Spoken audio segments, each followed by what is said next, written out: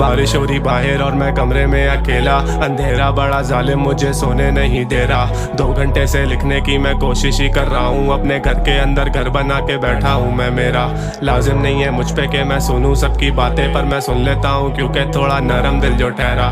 जाना तेरी यादें मुझे सोने ही नहीं देती, लेटे लेटे इस बिस्तर पे कब हो जाता है सवेरा मुझे नहीं पता है। मुझसे मत पूछो ना, अपने ख्वाब पूरे करने के लिए सब खो दूंगा, पहले ही सब खो चुका हूँ अब क्या